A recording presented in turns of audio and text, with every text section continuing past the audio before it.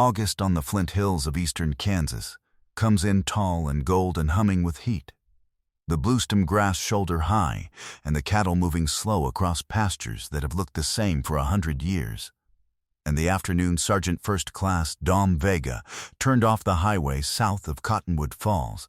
He had only meant to ask directions to a cattle auction he was already late for. At the end of a long gravel drive stood a man at a fence line, looking out over a pasture with a surveyor's stakes freshly driven into it, and a length of new orange flagging snapping in the wind.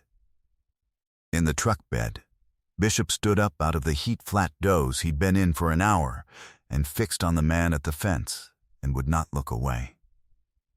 Dom slowed without deciding to. The old man at the fence was not looking at the stakes the way a man looks at his own improvements. He was looking at them the way you look at something that has been done to you. What Dom Vega uncovered over the next 10 days about those stakes, about a deed filed at the county courthouse with a signature the old man swore he never wrote, and about the handful of people who had quietly agreed to look the other way while it happened, would pull a thread that unraveled the whole arrangement. If this is the kind of story you stay for, subscribe and stay with me to the end, because this one takes more than one person to undo. Dom had joined the Marines at 20, a kid from the irrigated farm country of southwest Kansas who had grown up understanding land as the thing his family measured itself by. What you held, what you worked, what you passed down.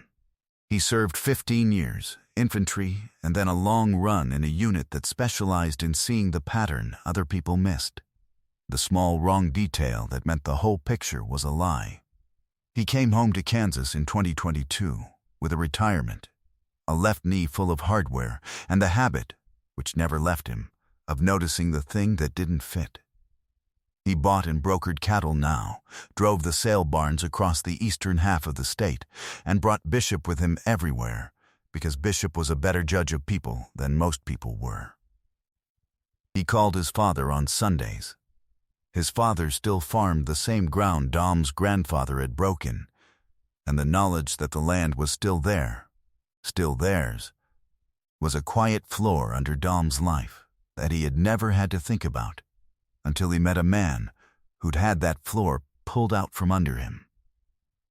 Bishop was a 6-year-old Dutch shepherd, brindle, dense, and powerful, with a blocky head and dark eyes that held the steady appraising quality of a dog who has decided that watching is a full-time occupation and is good at it. He weighed 75 pounds and moved like he weighed less. He had come to Dom through a working dog program after an injury ended his service career early, and the two of them had settled their partnership in the first week without much ceremony. When Dom sat out on the porch in the dark of the bad nights, Bishop sat with him, shoulder against his leg, a warm, certain weight that asked nothing and offered everything, and stayed until Dom went in. He made his read on a person fast, and he held it, and Dom had learned that when Bishop locked onto something and would not let it go, there was a reason worth finding. The man at the fence was named Earl Tolliver. He was 83 years old. He had ranched the same 800 acres of Flint Hills pasture south of Cottonwood Falls for 58 years, ground his own father had run cattle on before him. The kind of native tallgrass prairie that had never been broken by a plow and never would be, that you did not so much own as keep, the way the families out there understood it. Earl had run cattle on it, leased grass to neighbors in the good years, and known every draw and spring and gate on all 800 acres, the way a man knows the rooms of his own house. He had served in the Army in the late 1950s and early 1960s, peacetime soldiering that he was proud of in a quiet way, and he had come home and married a woman named Verna and worked the ground and buried. In time, both his parents on the rise above the home place, where the family had always been laid to rest. Verna had died in 2018. They'd had one daughter, Sharon, who lived 3 hours away in Wichita and worked and had a family of her own and called when she could, which was less than either of them would have wanted.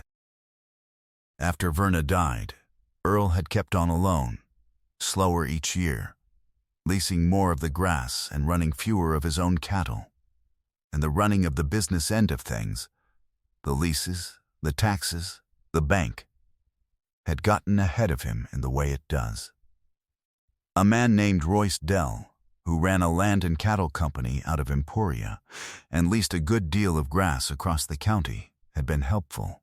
Royce had taken over arranging Earl's grass leases, had handled some of the paperwork, had driven out to check on Earl and brought him a bottle now and then and listened to his stories, and had been, Earl thought, a friend. The stakes in the pasture were the first thing that did not fit. Earl had not ordered a survey. He had not agreed to sell or divide a single acre. But 3 weeks ago the surveyors had come, and when Earl called the county to ask what was happening on his own ground, the clerk had pulled the records and told him, in a careful voice, that the southwest quarter, 200 acres including the spring that watered half the place, had been deeded to Royce Dell's land company in the spring, by a warranty deed bearing Earl Tolliver's signature, properly notarized, filed, and recorded. Earl had never signed it. He had said so.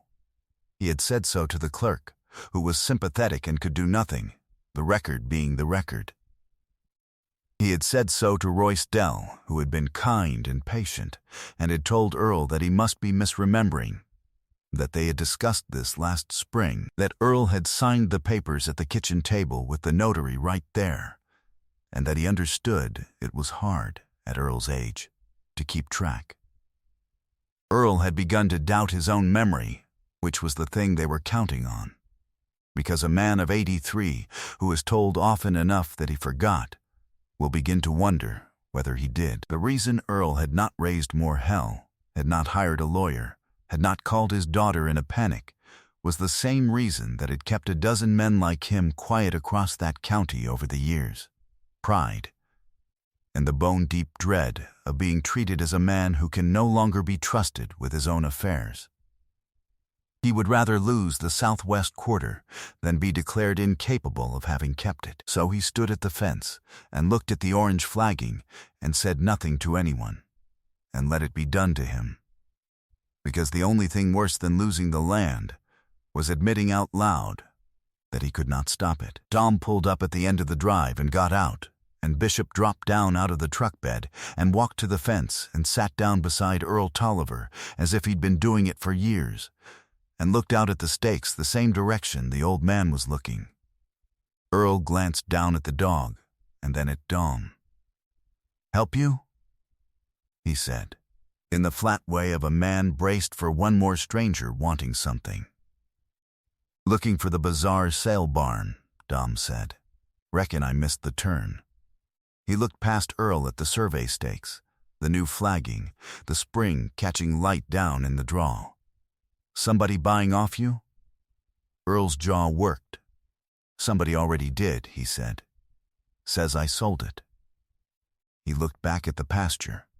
"I didn't sell it." Have you ever been told by people with the paperwork to prove it that something you know happened didn't until you started to doubt your own memory? If you have, you understand Earl Tolliver. Tell me in the comments. I read every one. Dom was late to the sale barn and did not go. He stayed at the fence with Earl Tolliver for the better part of 2 hours, and the late man trained to find the wrong detail in a pattern listened to a story that was nothing but wrong details. He asked to see the deed, and Earl had a copy the clerk had printed for him, folded in his shirt pocket, soft from handling. Dom read it the way he read everything that mattered, slowly, for the thing that didn't fit. The signature looked, Earl admitted, something like his. The notary was a name Earl half recognized. The date was a Tuesday in April. And Dom asked the question his unit had taught him to ask, the one that cuts through every forged document ever made. Where was the signer that day? Earl thought about it, and his face changed, because the Tuesday in April on that deed was a day Earl Tolliver had spent in Wichita, at the VA, having a heart procedure. 3 hours from the kitchen table, where Royce Dell said he had signed. He had been on an operating table the day he supposedly signed away the spring. Bishop, lying in the grass at the fence, lifted his head and looked down the drive. A truck had slowed at the road, a clean newer truck with a land company logo on the door, and it idled there a moment, and then went on. Earl's hand tightened on the top wire.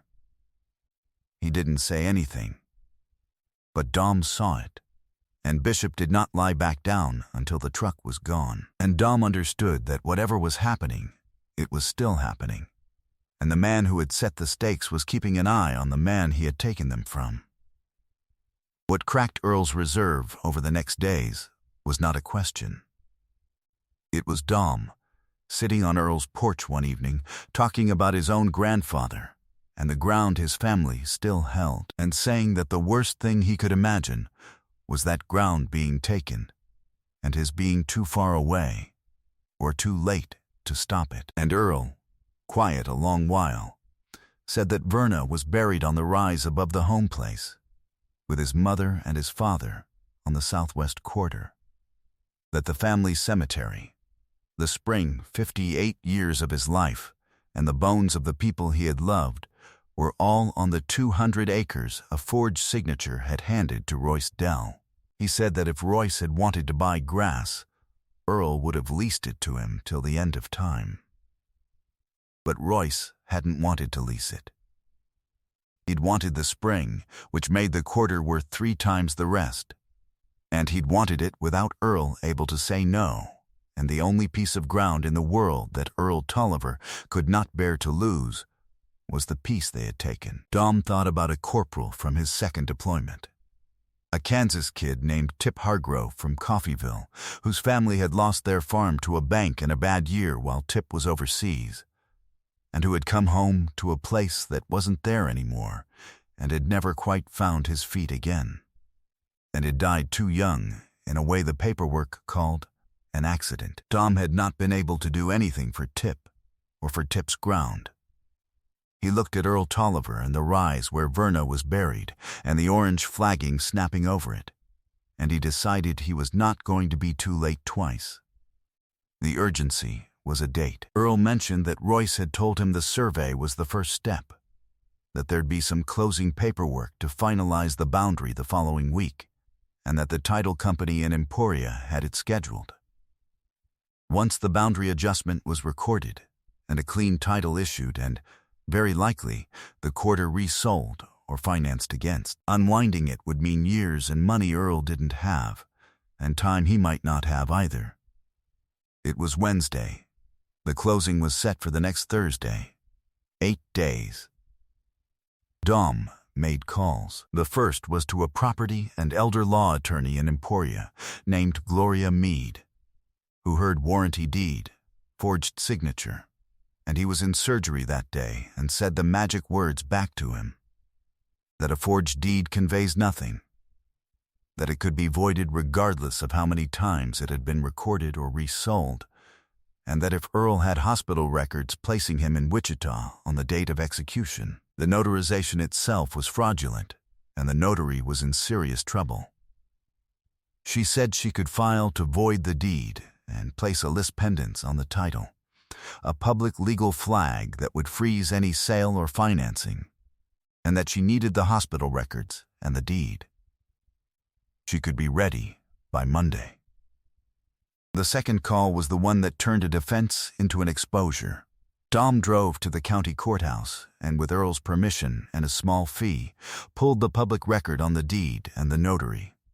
And then, on the instinct his unit had drilled into him, pulled the other deeds the same notary had notarized in the same window, and the other land transfers into Royce Dell's company over the past 4 years.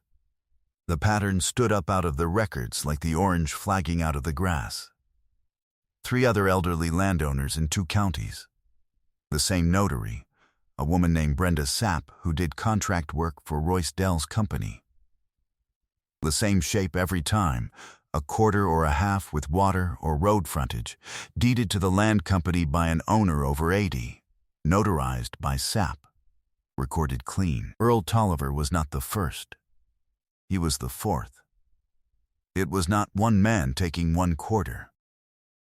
It was a small ring, Royce Dell, who wanted the land, Brenda Sapp, who notarized signatures that the signers were not present to give, and a man at the title company in Emporia who had closed the transfers without the scrutiny that would have caught them.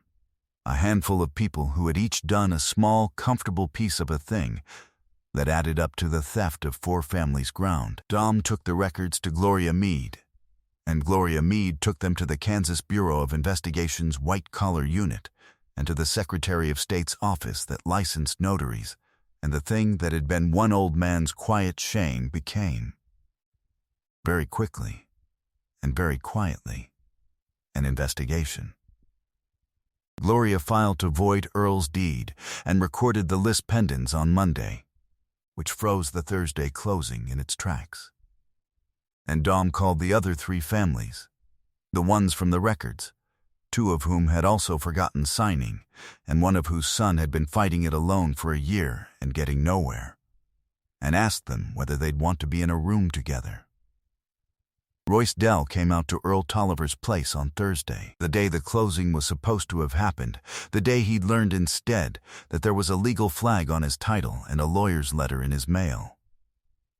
He came in the clean truck with the logo, pleasant and broad and sure of himself, the manner of a man who had smoothed over harder things than a confused old rancher. He came up onto the porch where Earl sat, and the porch was not empty. Dom was there. Gloria Meade was there with a folder. Earl's daughter Sharon had driven up from Wichita and stood behind her father's chair. And down off the porch, in the yard, a man named Curtis Boyle and his elderly father, and a woman named Lena Frick, 2 of the other families from the records, had come to stand where Royce Dell could see them, because Dom had asked, and because they had been waiting a long time for the chance. Bishop came up off the porch boards before Royce Dell's foot hit the top step. He didn't bark. He set himself between Royce and Earl's chair, and the growl came low and constant out of that deep chest, and his dark eyes were on Royce Dell, and his blocky head was level, and he did not move. When Royce shifted his weight to come forward, Bishop took 1 step that closed the gap, and Royce Dell stopped on the top step, with his hand still on the rail. Royce looked at the dog, and at the full porch, and at the families standing in the yard, and his pleasant face worked to hold its shape. He said he didn't know what all this was, but it looked like a misunderstanding. He said he'd been a good friend to Earl, that he'd helped him with his leases and his paperwork when nobody else would, that Earl had sold him the quarter fair and square last spring and signed the papers himself, and that he was sorry if Earl was having trouble remembering, but that didn't change what was legal and done.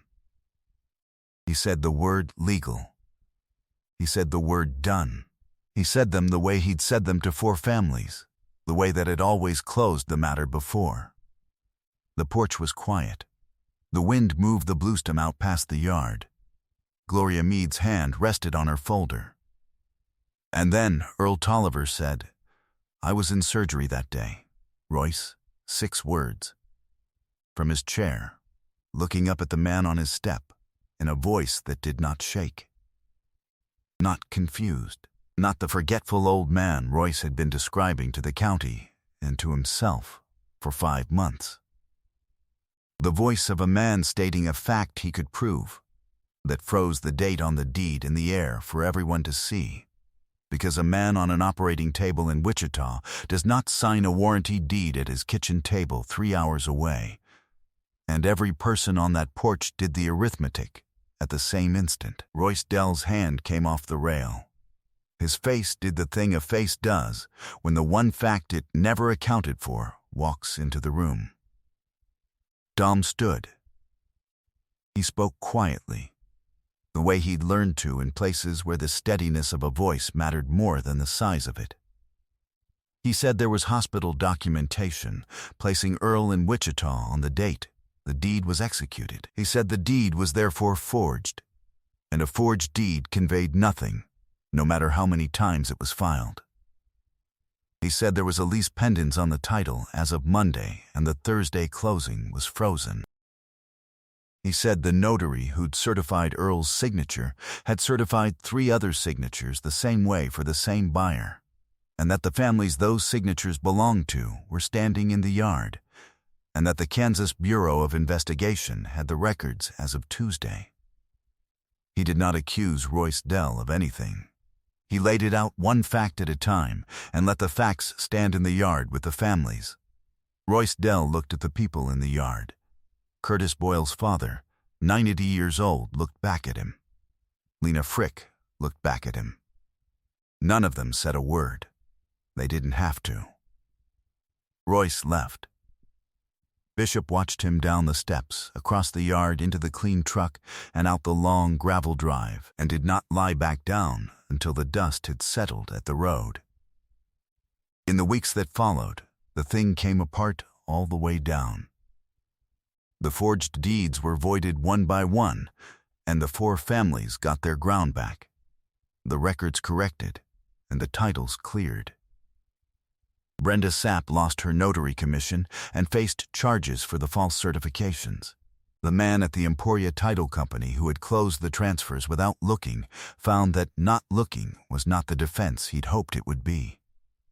And Royce Dell, who had spent 4 years quietly assembling other people's land a forged quarter at a time, faced the full weight of what the records held, which was considerable. And the details of it moved into the courts and out of Earl Tolliver's hands, where they belonged. The 4 families had never met before they stood in Earl's yard. They knew each other after Curtis Boyle's father and Earl Tolliver, it turned out, had shown cattle against each other at the county fair 60 years back, and spent an afternoon on Earl's porch, arguing happily about whose bull had taken the ribbon in 1961. Earl's daughter Sharon started driving up more than she had.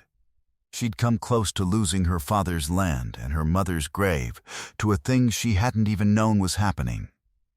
And the nearness of it rearranged something in her, the way it does. She walked the rise above the home place with her father, where Verna was buried, on the southwest quarter that was Earl's again.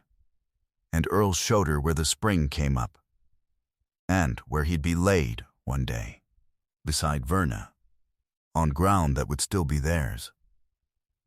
Dom Vega never made it to that sale barn, and didn't much mind. He came back through Cottonwood Falls most weekends through that fall, and he and Earl would drive the 800 acres in Earl's old truck, with Bishop riding in the bed, and Earl would name every draw and gate and spring. And Dom would listen, because a man who has nearly lost the thing he kept his whole life has a particular need to say its parts out loud to someone who understands what they're worth. Bishop took to the place like he'd been born on it. Earl said the dog had better stockmanship instinct than most hands he'd hired, and meant it as the highest thing he could say. There are men who will take from the old, precisely because the old are too proud to make a scene, who count on shame to do the work that Locks would otherwise have to, who build a quiet business on the certainty that an 80-year-old would rather lose his land than admit out loud that he couldn't stop them. They are usually right. Earl Tolliver had been on his way to proving them right, alone at a fence, watching the stakes go in. What Dom Vega did was not clever, in the end. He pulled one thread, "Where were you that day?" and the whole thing came apart, because a lie that size is only ever held together by no one being willing to pull. He had the same hot afternoon as anyone else. He was late to a sale. Bishop stood up in the truck bed and would not look away, so he pulled off the highway, and he pulled the thread. This story is for every old man and woman who was made to doubt their own memory by people who had counted on exactly that, and for everyone who has ever pulled the one thread that no one else would. The whole lie comes apart at the thread. Someone just has to pull it. Is there an Earl in your life? Someone whose memory has been questioned by people who stand to gain from the questioning. Someone whose name is on a paper they swear they never signed? Tell me about them in the comments. I read every one. Let's fill this section with people who were telling the truth all along. Every story on this channel is about pulling the thread. If that means something to you, subscribe, so you're here for the next one. There are more stories to tell. Which moment in this story stayed with you? I'll see you in the comments.